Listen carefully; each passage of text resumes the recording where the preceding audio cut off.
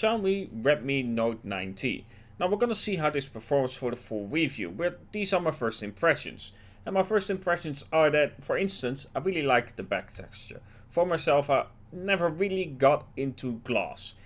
It looks kind of nice, but in terms of feel, I still prefer something that has a texture on it. Something that allows you to feel the back of the phone itself, where glass just isn't there that much. While frosted glass is halfway there, it's just not naturally my thing. In terms of design, I really like the ring around the camera, but you can tell that it is a bit cheaply made. For instance, the plastic frame and the back are one piece, which is mostly, of course, something that you see on a more entry phone, which is, of course, this. Either way, in terms of performance, I'm really curious to see how this will perform, because it doesn't come with a Snapdragon processor, but with a MediaTek 800U. But it still has 5G, so I'm gonna have to see if I can get 5G somewhere here, because it's not naturally a normal thing here in the Netherlands just yet to have 5G. Now there are of course some more specifications. In terms of camera, we have a 48 megapixel main sensor and two 2 megapixel sensors. Now of course those are macro and a depth sensor, which for myself I don't really care for, never use them. While I like macro shots, 2 megapixels simply isn't enough to justify that. Either way, you of course have your fingerprint scanner on the side as well right here. And in terms of display, you get a 6.53 inch Full HD Plus display with a max brightness of 450 nits. Now it's hard to see how this will perform because outside it's mostly raining, so it's not that impressive.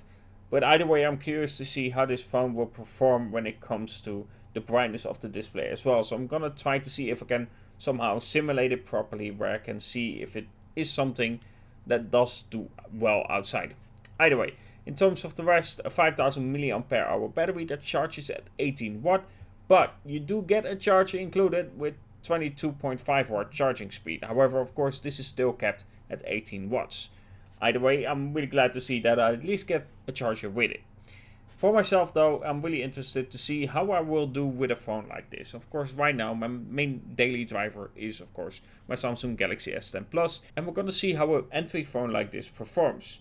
Either way, let me know what you want to know about the device as well, because of course we're gonna do a full review about it and we're gonna see how this performs, and Friday this will be officially announced of course, and see the rest of the specifications.